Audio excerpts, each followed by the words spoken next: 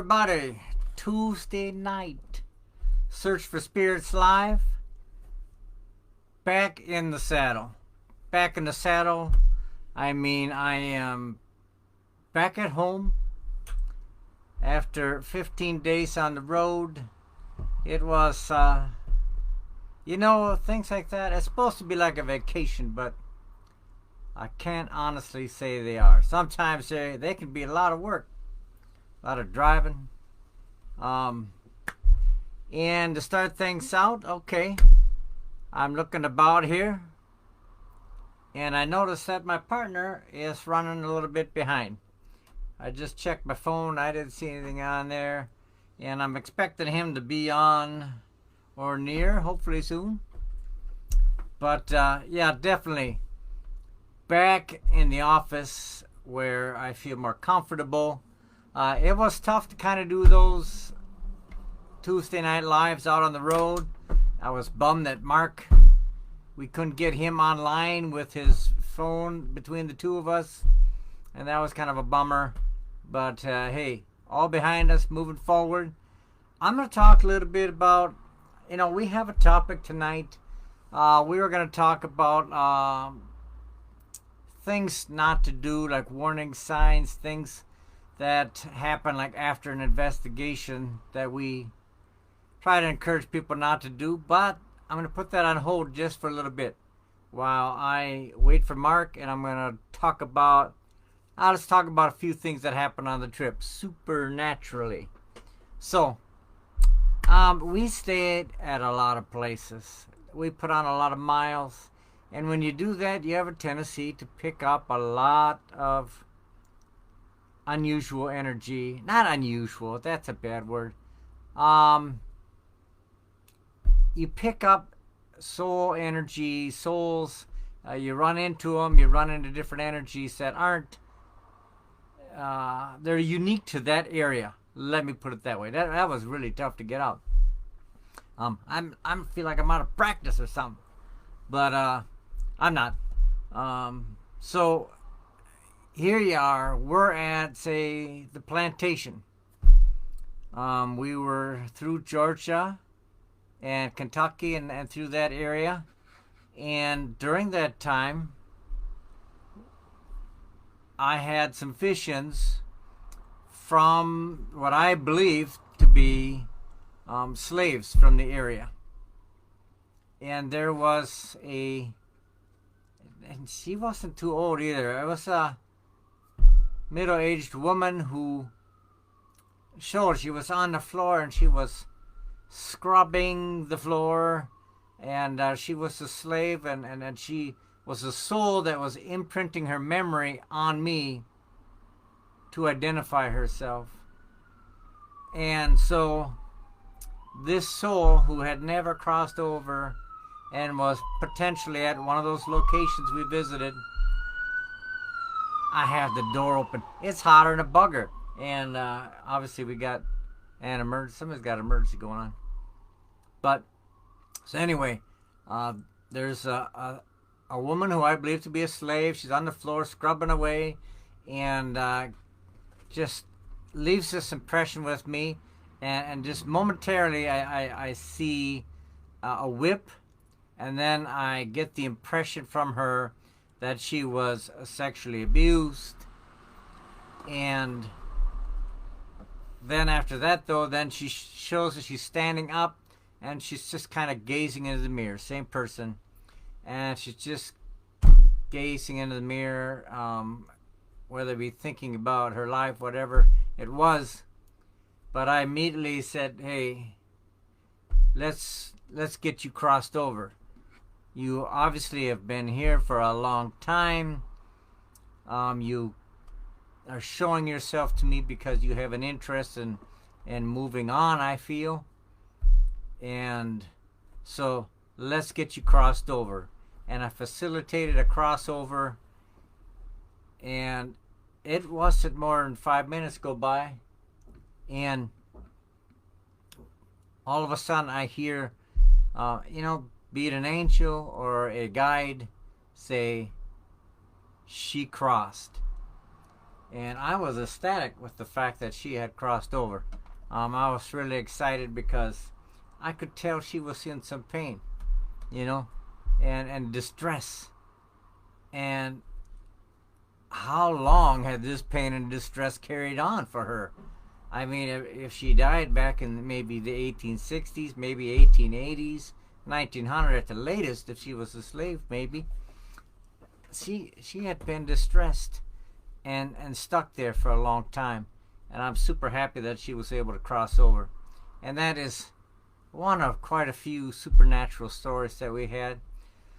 On the plantation, we were walking around, and I run audio recorder a lot. Let's just say that I don't get to listen to it all, but I have a tendency to run my audio recorder, especially if I'm in unique locations. And so I had my audio recorder running earlier. Actually, it was the night before, and I had it shut off and in my pocket, but I believe it was like still on per se, but the off button was on, and we're walking along and we're talking about the potential of spirits being in that area, my wife and I. And suddenly, just as we get close to the edge of the woods, the audio recorder turns on out of the blue. And I'm like, what? It never turns on like that. Those little audio recorders, I mean, I could see if I'd have been doing something in particular that might have accidentally turned on, but I wasn't. It just turned on. And so then I'm like, there must be more souls along the edge of the woods. And I immediately had an impression of sort that it may have been more slaves. And it just so happens that, that obviously we're in the South, and that's the conditions that they were in. And so then we facilitated another crossover and went on from there. And I didn't really have any vision per se of anybody in particular, but somebody was trying to make contact. So that was something that was different, and that did happen a few times on this trip while we were driving through the South, where I did run into souls that had been slaves, and probably 3 times. I probably have like 3 stories about that, and my intent is to put a little something together down the line here, and hopefully maybe do a whole show on it at that time. I just thought, well, I'll talk about it a little bit tonight since I have a few minutes, and Mark hasn't arrived yet, but I'm hoping he will arrive soon. We'll get on topic with tonight's show. Well, if he doesn't come, I might just end up talking through the whole thing about my trip. That's a possibility. That certainly is a possibility. But yeah, a lot of different things I picked up while we were on this trip, and what I just talked about was one of them. And I had this really strange dream. I'll tell you about that dream while I'm waiting. This was on the trip. It was on I had it on the 20th. So that means on the 20th we were at we were in Indiana. And during the night I have this crazy dream. And I'm going to tell you about that dream. It's kind of long, but that's what we have is time right now. I'm out planting a fruit tree. So in the dream, I see myself, I'm planting this fruit tree. And after I plant the fruit tree, there's another tree that's nearby. It's not a fruit tree. It's a tree that probably has no value at all to me per se. And I pull it out, and I'm like, gonna throw that away. And I said, no, I'm not gonna throw that tree. It may not produce fruit, but I'm not gonna throw it away. So I go over to where there's kind of a swampy area, and I get the roots down in the mud, and I get it set up, and with all hopes that that tree will live. And I turn around, and I walk back to the truck, and as I'm going back to the truck, I see a bear running pretty close to me through the woods. And at that point, I realized I'm not alone. There's like 3 of us that are present there. And I see this bear. And I'm like, oh boy. But I didn't get scared right away at all, until I saw another black thing running behind it. And I thought, man alive, that's a cub probably. And I went to get into the back of the truck because I didn't want to be on the ground around that sow and her cub. But then I realized, because I'm still watching them, that it wasn't a cub at all. It was a all black cougar. The thing is just completely black. And initially I called it a panther, but for the sake of the fact that it was in northern Minnesota, cougars are rare too. Black cougars probably really rare. But anyway, it was like a black cougar. I'm gonna call it that. I'm sticking with it. And it was kind of just right behind the bear. And I'm like, hey, you guys, look out! And well, they're not afraid. I'm like, well, why aren't you afraid? I'm confused. You got a bear and a cougar on the ground within 40 feet. Why wouldn't you be afraid? And they're like, well, don't be afraid. I'm like, don't be afraid. I'm not a fool either. I'm not gonna go sit right next to a bear. But they walk off, and the bear and the cougar are lingering around. But they convinced me to get out of the back of the truck. Apparently, I'm a scaredy cat. So I get out of the back of the truck, and immediately this white wolf comes running from behind me somewhere, and I'm kind of shocked by it. By look, I can just tell by the look of it that it's not really gonna come up and try to eat me or anything.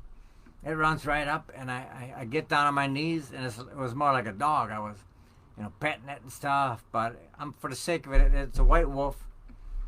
And then I finally get, finally brave enough. I go over where the other people are. Needless to say, and again, I'm going to reiterate that this is a dream I had while on the trip, which has a lot of very unexplainable details. But I'm very curious about dreams, and I know a lot of other people are very curious about their dreams. I have a lot of conversations about dreams, but I'm not going to get off topic too far. So at this point, we have a black bear, a black cougar, and a white wolf. And there's me, and there's 2 other people that I don't know who they are. I don't know what they're doing there or why. I just know there's 2 presences besides me. And at this point, they're over on the ground. I don't get to even see their faces. They're on the ground, and the bear is over there, and the black cougar.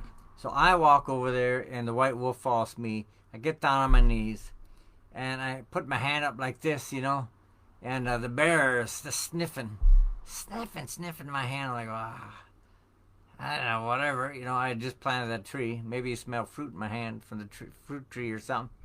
But anyway, so I kind of make friends. Not really, but I feel comfortable being with these 3 animals. And I look to my right at these other people that are with me there. Honestly, were they spiritual guides? Angels or something? I don't know. But there was 2 presences with me. And when I looked back, suddenly there's 3 children sitting in front of me. The animals were no longer animals. It was 3 children. And we're just sitting there for a little bit, and I'm kind of catching my wits. And the one kid on my left, in front of me to my left, he kept reaching up with his thumb, and he had mud on his thumb. And he was trying to rub it like that on my eyes so I couldn't see. I'm like, man, what the heck? And the one on the right side, he was reaching for my eyes too, but not like the first kid was. The first kid was rubbing mud in my eyes. The second kid might have been trying to get it out of my eyes. I'm not sure what the guy on the right was doing. And the child that was sitting to the center, they're all what I assume to be boys. I keep looking for Mark all the time. Ooh, not there yet. But anyway, so they're all 3 boys. One of them was a native boy. I remember that. I think he was the one that was directly in front of me. And so one boy's trying to put mud in my eyes. The other one, not sure, trying to put the mud in or out. I couldn't tell. The one in front of me was just sitting there, not doing a thing, just sitting there very quietly. And I turned over and I looked at the two other presences, people, spirits, whatever they were, next to me. And I had a feeling that they were guiding me through this. And I have a little thought word with them. And I looked back at the three kids, and they're still sitting there. They're all sitting right in front of me in a row. And I said, I will only hear or listen to the one that does not try to blind me, does not try to keep me from seeing, so to speak, does not keep me from seeing. And that so far was the center kid. And so I was looking, just squinting my eyes, because I there's mud, dirt in my eyes. And I raised my chin up. And the whole idea of the chin up, I don't know if you've probably heard me say that before. Chin up means to me is preparing yourself for a spiritual connection, communication of some sort. So we have to say look up or chin up. It doesn't mean, looking up at the sky always, but kind of a little bit maybe. But we say chin up a lot, and I've heard some of the guides and stuff use that terminology. But so I go chin up, and I'm looking at them through slits, and I say, I will be listening to you, and that's the center person there. And that's where the bummer part of the story is. I didn't really hear anything said at that time. I just acknowledged to that one child versus the other two, you will be the one I will listen to. But that's my story. And it's a weird dream. And I'm looking for any comments here. Anybody that's had dreams or maybe thinks there's an interpretation for that dream that, maybe they have some ideas what the dream might be. Can anybody make some comments for me? I see Jackie's out there. How you doing, Jackie? And I don't know why I can't see the names of the other people that are out there. Sometimes, on the phone, sometimes your name pops up. Not so likely on here. I have no way of telling who's watching. I can just see there's a handful of people watching, but I don't know who you are. Anybody want to say hello out there? Let me know who's watching. I'll wait just for 1 second, take a drink, because my throat's already a little dry. Been a long drive today.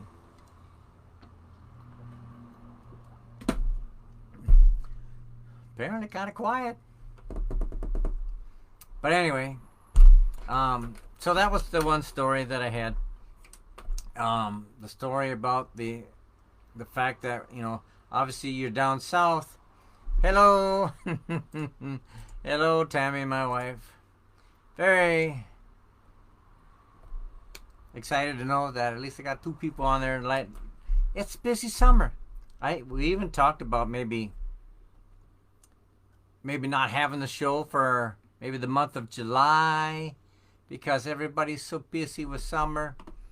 So if anybody has any comments on July, whether they are interested that we continue the show through July and August, or is everybody so busy with summer that maybe we should take July and August off and hit back up with it in, say, September, or when it starts getting colder. If anybody has any thoughts on that, certainly leave me a message, please. I take all requests and information from our guests online very seriously, and I appreciate hello, Melissa. And I really appreciate when you guys communicate and let me know what you're feeling out there. If you are interested in going on with this all summer, I'll go on all summer. It matters to me, but I don't want to be on here if everybody else is so busy they don't have time. So let me know. Do you want to have shows all summer long, or maybe continue on in the fall? Let me know one way or the other. Or you can let me know right now if you want. But so, yes, excellent trip it was. We did travel. We went down to We took one route down to Florida. We went like down towards Mississippi and Alabama, down that way. And from there we jutted all the way over to Florida. Excellent, Jackie. It's a little bit like what we were thinking, that we might take a break.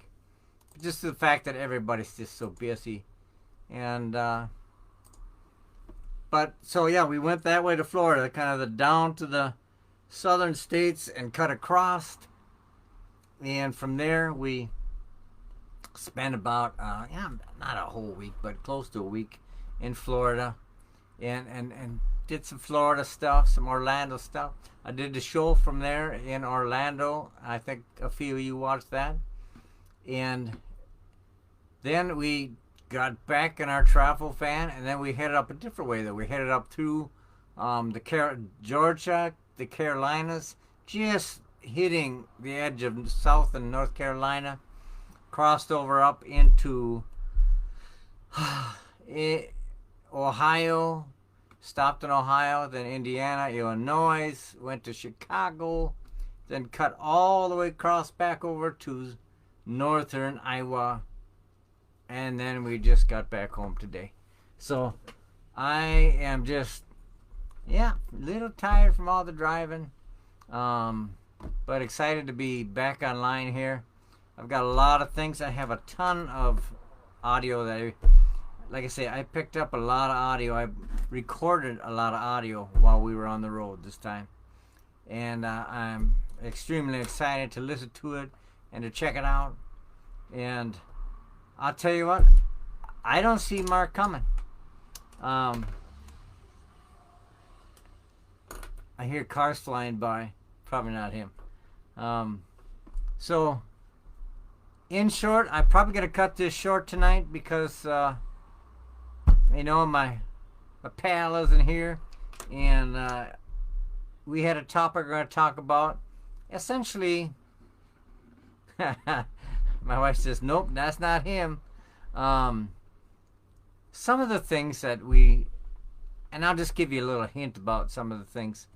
When we go out to a home investigation, we have found that there's a period of about 72 hours after we do the investigation that it's kind of a soft spot. It's the energy is still adjusting, spirits are crossing, things are going on, and it takes about 72 hours for that energy to settle. And sometimes strange things will happen in that 72 hours. Like somebody will get somebody knocking on the door that they don't even know, or they'll end up getting an idea to go somewhere. Hello, Kristen. Hello, Rita. And they'll just get, crazy ideas. One lady decided to go to a cemetery out of the blue. Hadn't been to the cemetery in a long time. Suddenly she has this urge to go to a cemetery. So now we kind of have a checklist that we give to people. And we've got a lot of stories to talk about that, but I don't want to burst that whole topic like a balloon right now without Mark here, because I know he's got a lot of great stories about it. So, hey, I talked a little bit about the trip. I talked a little bit about a dream I had on the trip, and we're gonna be here next Tuesday for sure. Like I say, anybody who just got on, we are discussing the possibility of maybe taking a couple months off over the summer because everybody's so busy. Let me know your thoughts.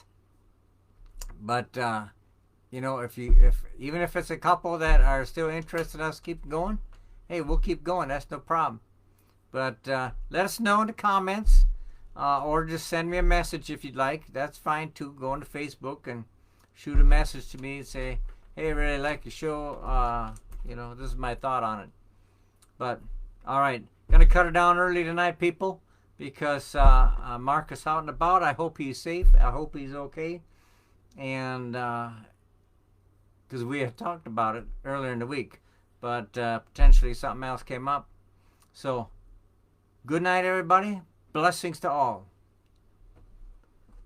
Ding.